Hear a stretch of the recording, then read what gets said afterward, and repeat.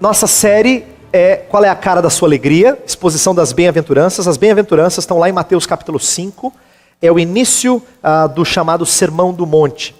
E eu tenho falado já sobre 3 delas. Hoje nós vamos falar sobre a 4ª bem-aventurança. E antes de entrar na 4ª bem-aventurança, eu quero focar em relembrar um pouquinho do que nós já vimos. Então, para os adultos aqui prestarem atenção sobre o porquê que eu pedi às crianças para desenharem prato com justiça nele, né?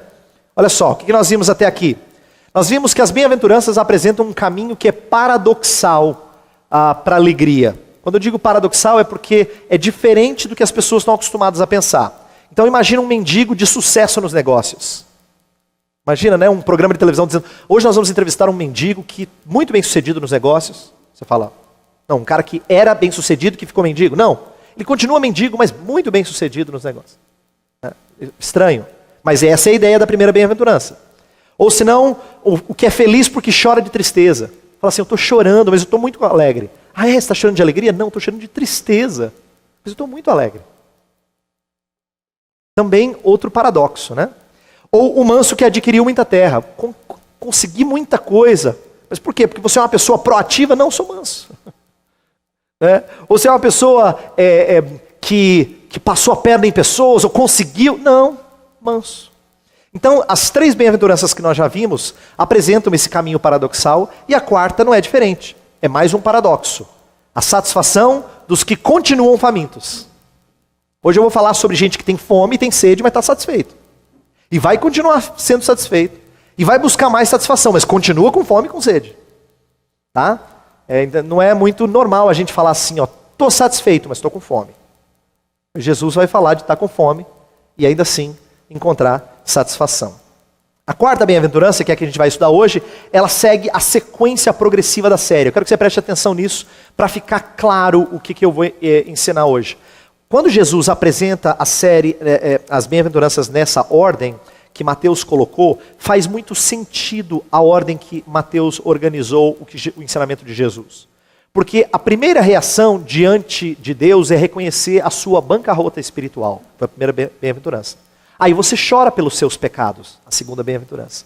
Aí você trata os outros com amor e com altruísmo, porque você sabe que você não é digno de tratamento VIP. Você é manso. E aí qual é a próxima coisa? É buscar então justiça na sua vida e na vida dos outros. Que é o que a gente vai falar hoje. Então, Jesus não está apresentando apenas ideias desconexas. Tá? É interessante olhar para as bem-aventuranças e ver uma certa sequência, uma continuidade de raciocínio. Quando alguém, por exemplo, conhece a Jesus Cristo pela primeira vez como Senhor da sua vida, ele trilha esse caminho. Ele tem que primeiro reconhecer a sua pobreza espiritual. Depois ele tem que reconhecer que ele tem pecados e se arrepende deles. Depois ele, então, mansamente muda a sua atitude em relação a outros e passa a buscar justiça na sua vida e na vida dos outros. Então, as bem-aventuranças, elas mostram essa sequência e nós vamos aprendendo então nessa série. Ela tem um caráter mais positivo que as demais. Antes, parece que você deixa de fazer coisas. Lembra que eu falei que a primeira bem-aventurança, ser pobre de espírito, é reconhecer que você não tem nada. Chorar é você lamentar. Ser manso é você não lutar pelos seus direitos. Agora, a 4ª bem-aventurança é um primeiro momento em que nós vamos falar de ir atrás, de ser mais intenso na busca por alguma coisa.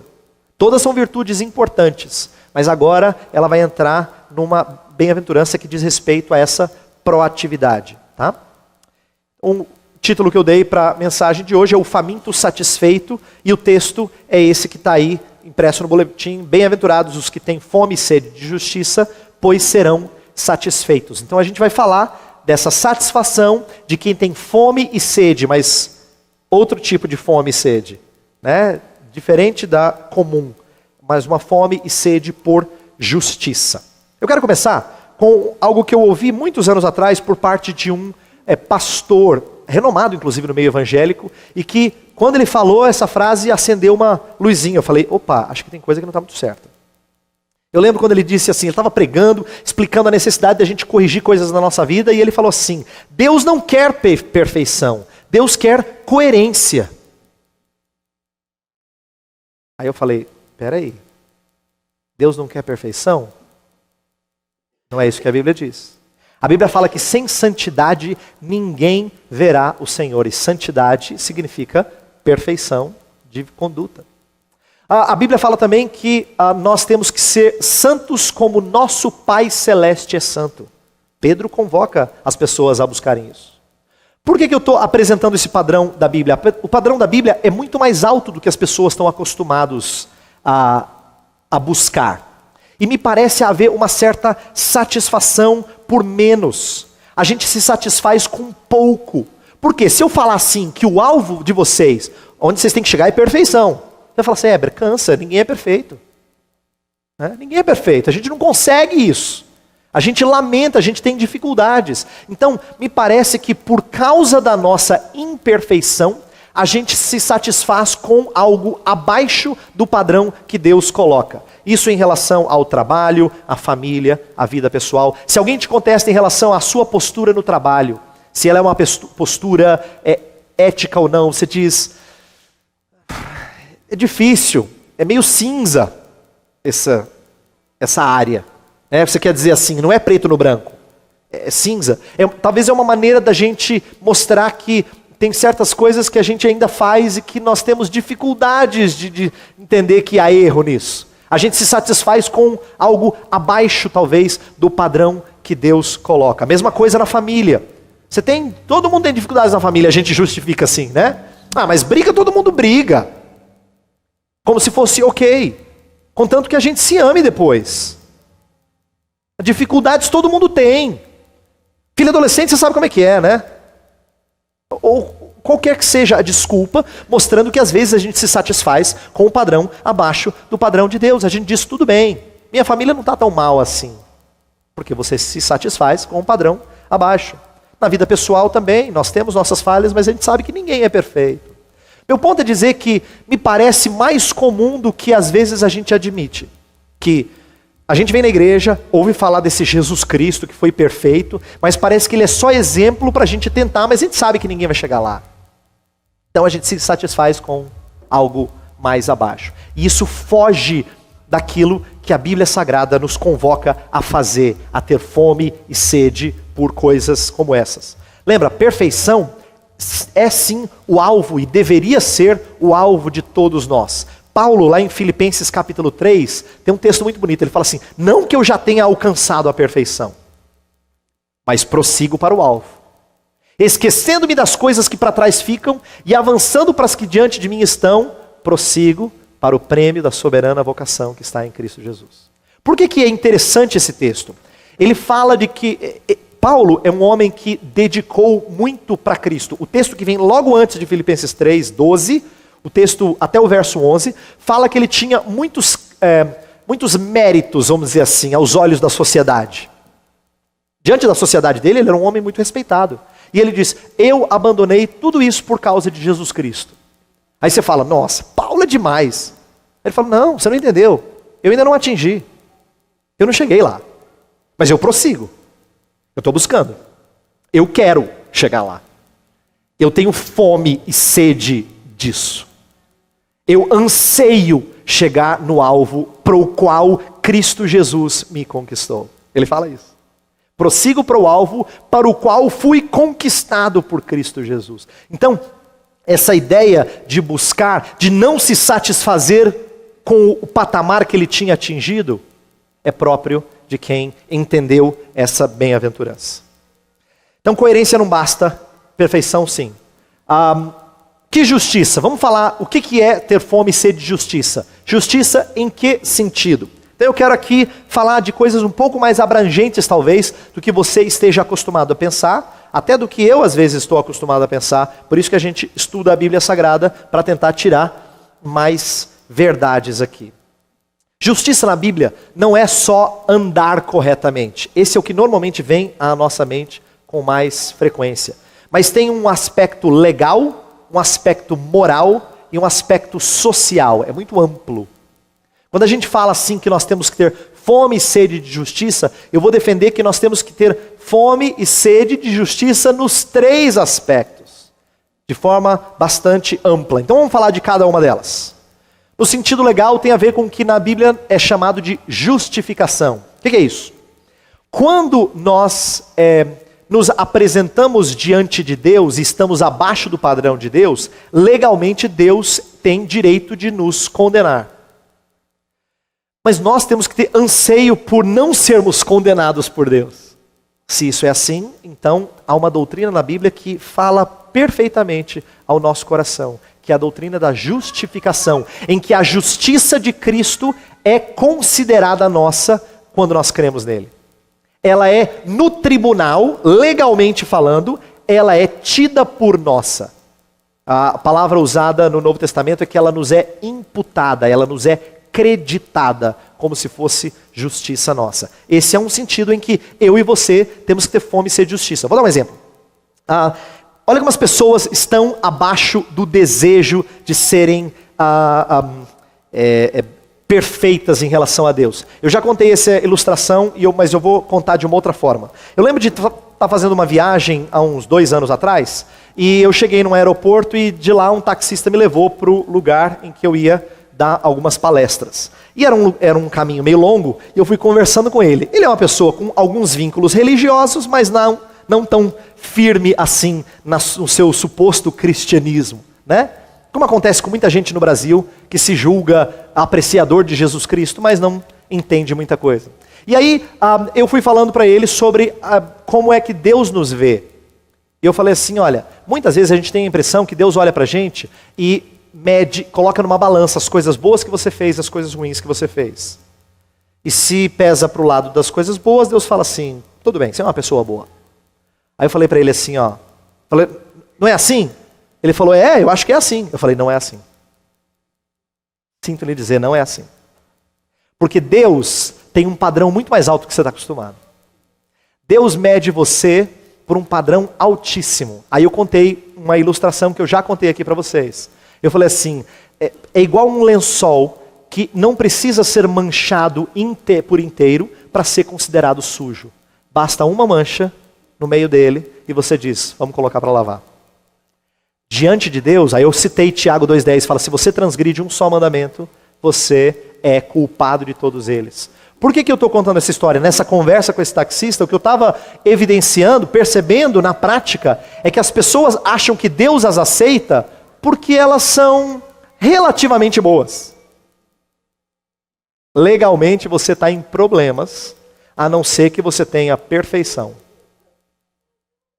Legalmente assim. Se você tem algum crime na sua ficha, você tem que pagar por ele. Por isso que a Bíblia vai falar que Jesus Cristo é a única forma de nós nos apropriarmos de uma justiça que não é nossa, mas que vai nos liberar de termos uma pena legal, né? De termos que pagar alguma coisa legalmente falando. Tem um outro aspecto da justiça, que é o aspecto moral, e esse é mais conhecido, que tem a ver com a doutrina da santificação, Deus nos purificar gradativamente. Né? Nós temos que ter anseio por essa santificação. Veja, eu sei que você e eu gostamos, queremos crescer, mas às vezes nosso desejo é por crescer em coisas que nos beneficiem, não necessariamente em crescer por causa de Deus. Vou dar um exemplo. Se você pedisse assim, Senhor, eu quero ficar mais próximo do Senhor, e Deus te mandasse sofrimento, você dizer, Senhor, o Senhor não entendeu minha oração. Claro que Ele entendeu. Você não pediu para estar mais próximo dEle? Pois Ele te trouxe dor. Tiago fala de como as nossas tribulações produzem perseverança, e a perseverança produz maturidade. Maturidade é uma outra maneira de dizer perfeição. Então, nós oramos e pedimos a Deus que nos dê crescimento, queremos ser mais santos, mas a gente não gosta do que vem como resposta em relação a isso.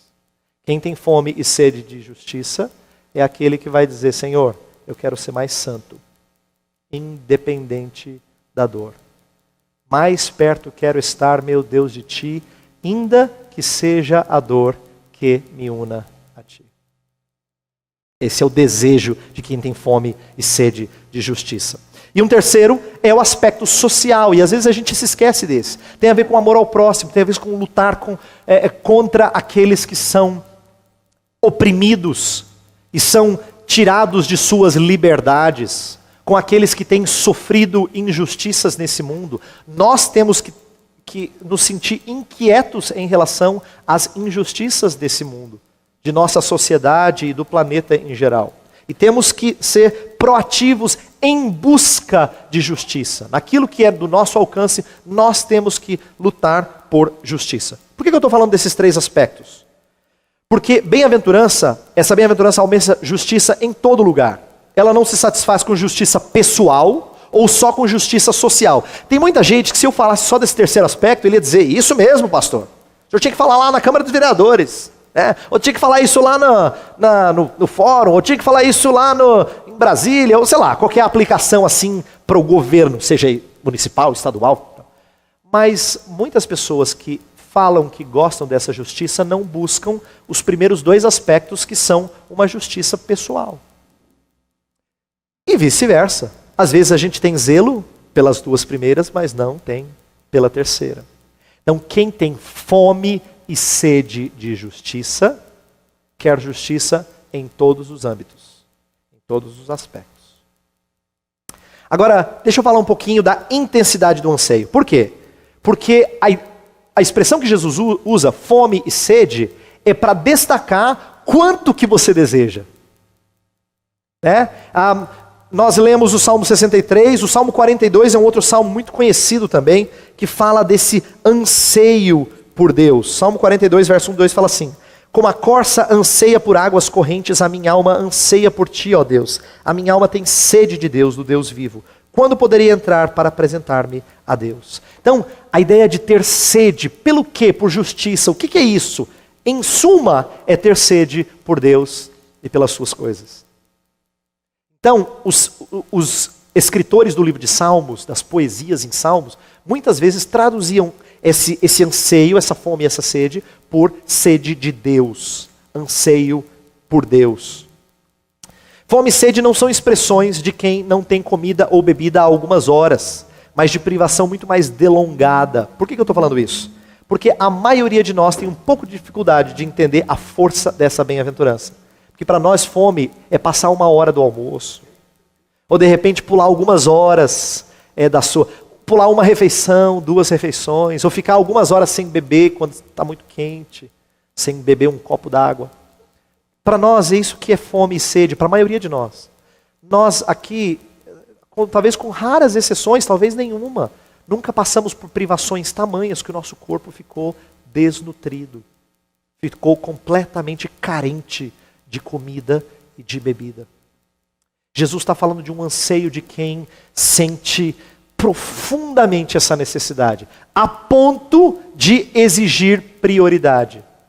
Qualquer pessoa que esteja passando fome e desesperadamente faminto e sedento, não vai fazer outra coisa antes de comer e beber. A ideia de fome e sede é de você ter isso como prioridade na sua vida. Você busca com tamanho anseio, com tamanho prioridade, que você não deixa de lado. Fala: não, eu vou trabalhar nisso. Daqui a 2 anos. Não é fome e sede.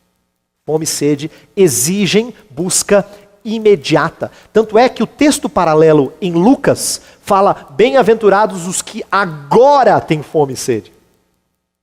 Os que agora ele tem fome e sede, precisa ser saciada agora. Ele busca intensamente. Os satisfeitos não são os que julgam que há alguma coisa errada, mas somente aqueles que buscam justiça como quem tem fome e sede. O que eu quero dizer com isso? Quando nós falamos para as pessoas aí fora, e às vezes até entre nós, sobre pecado, sobre, olha, você precisa consertar algumas coisas na sua vida. A pessoa fala: é verdade, eu sei, preciso mesmo. Nossa, tem muita coisa ainda para arrumar. Só que essas pessoas não têm o peso do pecado ainda nos seus corações. Então, quando nós estamos falando de fome e sede de justiça, você não está falando como quem quer ir lá comer uma sobremesa. Estou com vontade de uma sobremesa. Tem gente que anseia por justiça, eu acho mais assim: estou com vontade de tomar um sorvete, ou sei lá, coisa do tipo. Né? Mas fome e sede é muito mais forte do que simplesmente reconhecer que tem alguma coisa errada. Precisa fazer alguma coisa. Não. É tão forte que ele impulsiona você a fazê-lo. Ele move você a buscar alguma coisa. Onde é que a gente tem falhado? Eu quero aqui chamar a atenção sua e minha de algumas coisas para a gente pensar. E tem muito mais, essas aqui são apenas algumas. Temos um padrão baixo de justiça e também possuímos pouca vontade de buscá-la. Eu sinto que às vezes nós somos pegos nesse erro. Nós queremos ser santos, mas assim, tem certas coisas que a gente ainda não está disposto a abrir mão delas. Tem certas coisas que ainda a gente tem dificuldade de dizer, não vou fazer mais, ou não vou praticar mais. Ou certas coisas que você acha até que são certas, mas para outro fazer. Não, precisa consertar isso mesmo, mas para outro fazê-lo. Não para você fazê-lo. Eu sinto que nós muitas vezes tratamos justiça como quem tem vontade de uma sobremesa, não como quem tem fome e sede. Nosso anseio é fraco. Nosso anseio é muito, muito fraco. Buscamos o que não satisfaz. Esses são dois textos preciosos. Isaías 55:2 fala assim: por que gastar dinheiro naquilo que não é pão e o seu trabalho árduo naquilo que não satisfaz? Escutem-me e comam o que é bom, e a alma de vocês se deliciará com a mais fina refeição. Olha que lindo. Por que vocês gastam dinheiro com o que não mata a fome? Por que vocês investem naquilo que não é necessário? Por que vocês consomem o dinheiro de vocês em coisas supérfluas? Ou em coisas que supostamente vão trazer alegria, satisfação a você, e você não foca nas coisas que são tão necessárias. Tão necessárias.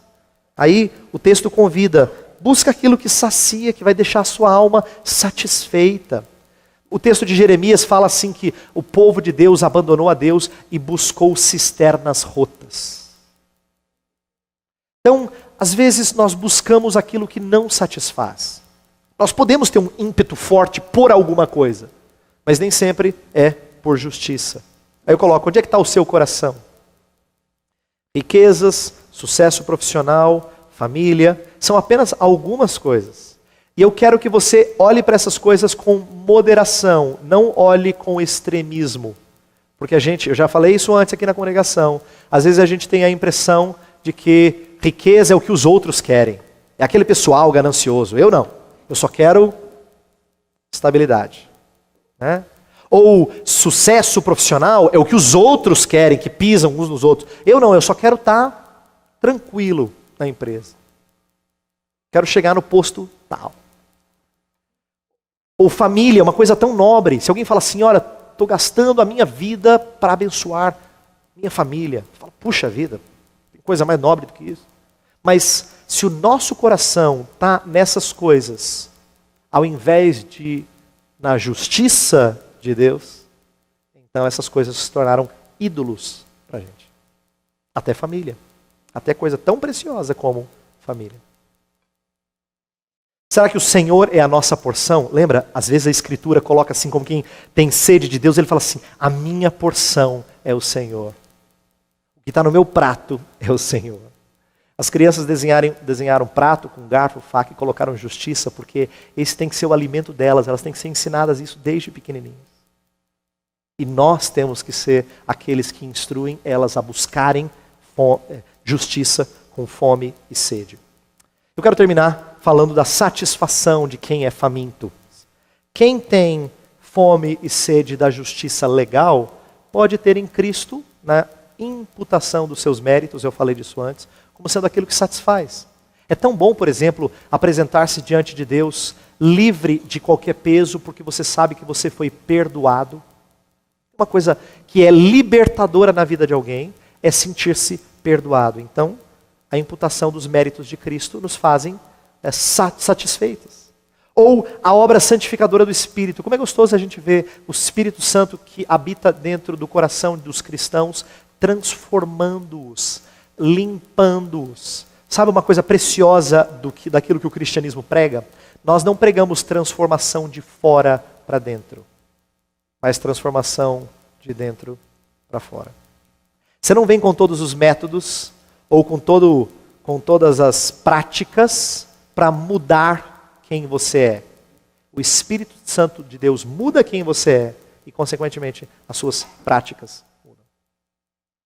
E também, quando nós atuamos abençoadoramente sobre pessoas injustiçadas, nós somos parcialmente satisfeitos. Porém, a satisfação plena não será nessa vida. Agora, quanto mais se satisfaz com justiça, pessoal ou social, mais se tem fome e sede dela. Eu quero terminar chamando a atenção de um texto que tem tudo a ver com o que nós estamos falando aqui e que vai nos conduzir para o cântico que nós vamos entoar daqui a pouco. Jesus, quando falou do anseio das pessoas nessa vida, ele mexeu com muita gente que buscava as coisas que todo mundo sem Cristo busca, como o que comer, o que vestir, preciso disso, eu preciso adquirir isso, eu preciso criar essa segurança aqui, né? E ele falou assim, por que vocês vivem ansiosos por essas coisas? Quem é que pode aumentar um pouquinho a sua vida sequer? Buscai, pois, em primeiro lugar o seu reino e a sua fome e sede de justiça. E as outras coisas são acrescentadas. Quer dizer, busque e anseie o reino de Deus, as coisas de Deus, a justiça que é própria do reino de Deus e do próprio Deus. Busque essas coisas. Busque manifestar essa justiça nos seus atos. Busque manifestar essa justiça na sociedade. Busque dessa justiça para a sua vida. Busque isso ansiosamente, como quem tem sede de Deus, como quem tem fome de Deus. E as outras coisas, Deus vai te dar. Vamos orar.